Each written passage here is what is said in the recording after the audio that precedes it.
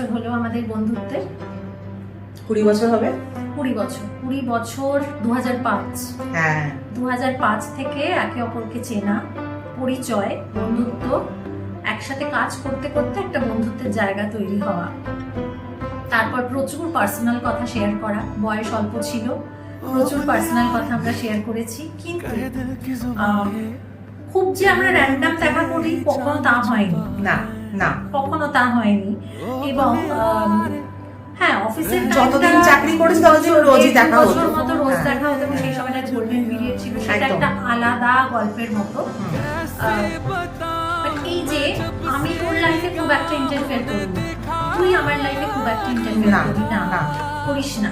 তো আমার মনে হয় এটা না একটা হেলদি ফ্রেন্ডশিপ বা হেলদি রিলেশনশিপকে কন্টিনিউ করতে সাহায্য করে। হ্যাঁ, মানে কি বলতো, আমার মনে হয় যে এখানেও না একটা থিন লাইন আছে, মানে বন্ধুত্ব আর মানে সবাই আমার জীবনে তার মানে কারোর সাথে ভালো রকম কথা হচ্ছে, ঘোরাফেরা হচ্ছে, মানে সে আমার বন্ধু তা কিন্তু না। যেমন ইংলিশে কথা আছে অ্যাকুইন্টেন্সেস, ফ্রেন্ডস অ্যান্ড অ্যাকুইন্টেন্সেস, এরা কিন্তু দুটো আলাদা। মানে যেমন ধর, আমার মনে হয় যার সাথে আমার বন্ধুত্ব আছে তার সঙ্গে তো আমার একটা হার্ট টু হার্ট কানেকশন আছে। তো এবার তার সঙ্গে যদি আমার বহু বছর কথাও না হয় বা রেগুলার কথা না হয় বা তার পার্সোনাল লাইফে সবকিছু আমি নাই বা জানি না, তাতেও কিন্তু তার সঙ্গে আমার বন্ডটা থেকে যায়। মানে ধর তোর সঙ্গে যদি আজ আমার 5 বছর পর আবার হঠাৎ করে দেখা হয়, তাতেও কিন্তু আমার মনে হবে না যে মানে অকওয়ার্ড ফিল আমরা করবো না। আমার তো সেটা মনে হয় যে আবার আমরা আগের মতন কথা বলতে পারবো বা নিজের লাইফে কি কি ঘটে গেছে এই 5 বছরে সেটা বলতে চাইবো, ডিসকাস করতে পারবো। কিন্তু হয়তো এমন অনেক মানুষ আমাদের জীবনে আছে যাদের সঙ্গে আমরা রোজ বেরোচ্ছি, কফি খাচ্ছি, চা খাচ্ছি, বিকেলটা সময় কাটাচ্ছি, কিন্তু আদৌ কি তারা আমাদের বন্ধু হয়ে উঠতে পারে? না, আমার মনে হয় না। মানে এরকমও আমার সাথে হয়েছে যে একটা কেউ হয়তো পাড়ারই কেউ, তার সঙ্গে আমি রেগুলার বেরোচ্ছি, বিকেলটা হলেই একটু ফাঁকা সময় পেলে বা ছুটির দিন ফাঁকা সময় হলে বেরোচ্ছি, চা খাচ্ছি, গল্প করছি, কত কিছু গল্প করছি, কিন্তু তার সঙ্গে যে মুহূর্তে আমার কোনো কারণে, ব্যস্ততার কারণে হোক, যে কারণে ওই বেদনাটা বন্ধ হয়ে গেল বা রেগুলার গল্পটা বন্ধ হয়ে গেল, খুব একটা যে এফেক্ট আমাকে করলো তা কিন্তু না। মানে আমার খুব একটা মন খারাপ হলো, ফাঁকা হয়ে গেল ব্যাপারটা, তা কিন্তু হয়নি। তার মিস করাটা নেই, তার মানে সে আমার বন্ধু হয়ে উঠতে পারেনি বা আমিও কোথাও তার বন্ধু হয়ে উঠতে পারিনি। তো একটা থিন লাইন তো থেকেই যায় বন্ধুত্বের সাথে, জাস্ট একটা ভালো সম্পর্ক। হ্যাঁ, তাই না? কথা বলাটা হয় না, কিন্তু আমি কিন্তু আমার লাইফে আমি ফেস করেছি যে অনেক সময় একসাথে 4-5 জন বেরোলাম, এমন টন্ট খেলাম যে আমি বাড়িতে এসে উল্টো ডিপ্রেসড হয়ে গেলাম।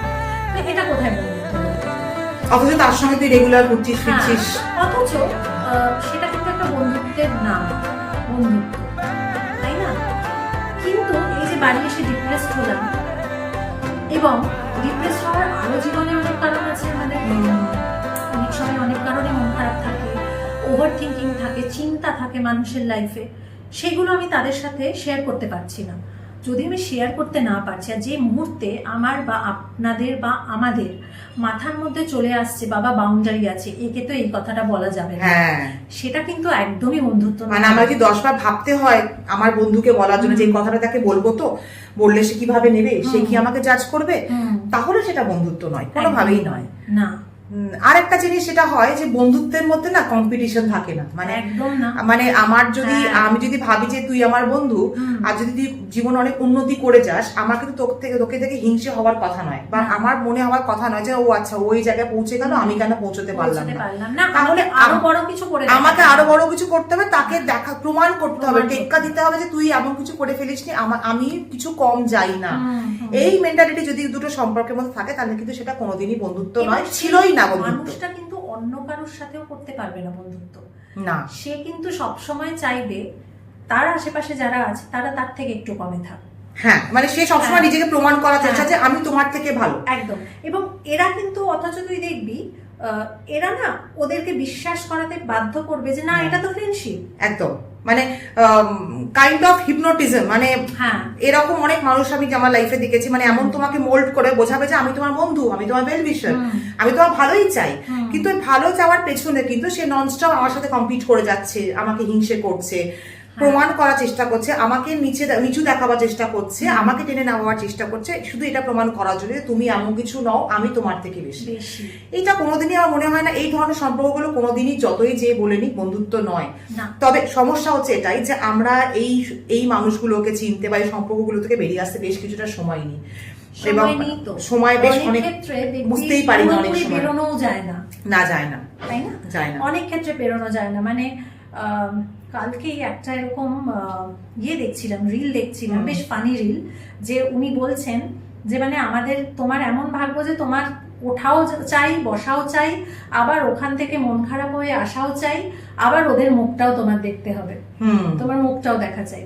এইটা আমরা একটা ওই গোলক ধাঁধার মধ্যে ফেঁসে যাই বোধহয়।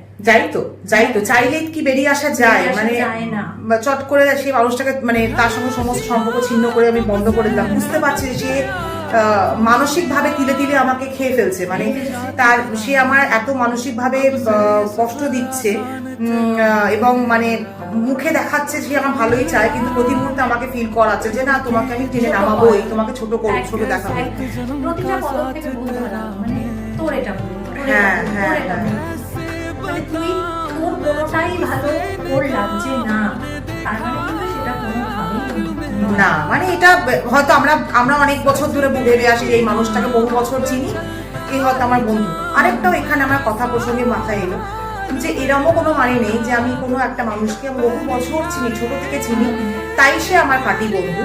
অথচ কোনো মানুষকে হয়তো আমি 2 মাসই চিনলাম, তাই সে আমার খাঁটি বন্ধু নয়। মানে বন্ধুত্ব কিন্তু সময় দিয়ে বিচার করা যায় না, খুব গভীর হয়।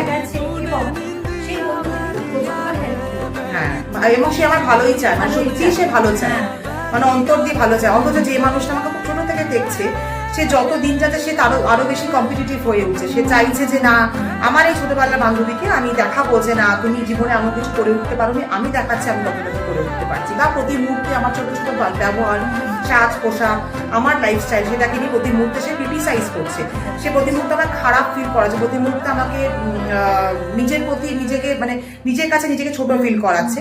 তো আমার মনে হয় এই সম্পর্কগুলো আমাদের সবার লাইফেই কেউ না কেউ থাকেই। আমার মনে হয় আমরা সবাই এটা ফেস করেছি। আমাদের হয়তো কেউ খুব তাড়াতাড়ি বেরিয়ে আসতে পারে বা চিনতে পারে এইসব মানুষগুলোকে, আর কেউ বন্ধু ভেবে বহু বছর কাটিয়ে দেয়, তারপর যখন রিয়েলাইজ করে তখন অনেকটা দেরি হয়ে যায়।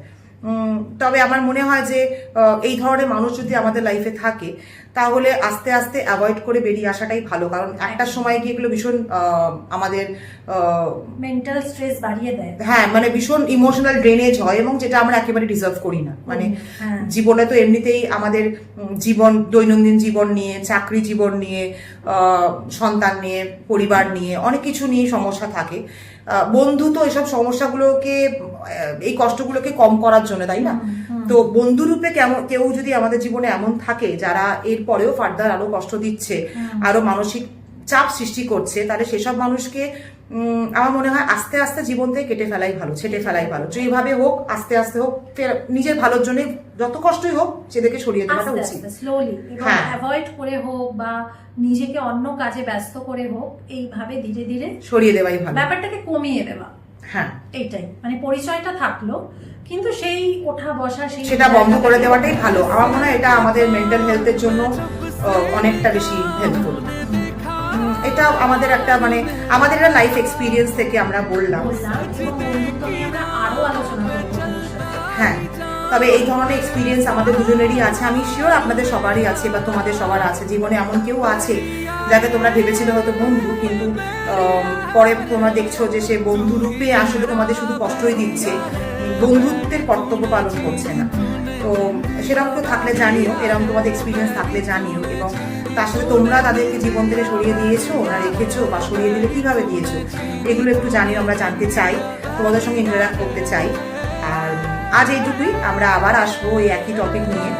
বন্ধুত্বের আরো অনেক পার্সপেক্টিভ আছে, আরো অনেক এরিয়াস আছে যেগুলো নিয়ে আমরা ডিসকাস করতে চাই, আলোচনা করতে চাই, তোমাদের পাশে চাই। আজ এইটুকুই। আর সাবস্ক্রাইব, আর অবশ্যই শেয়ার করো এবং কমেন্ট করে জানিও। Thank you. আর তোমরা সবাই ভালো থেকো।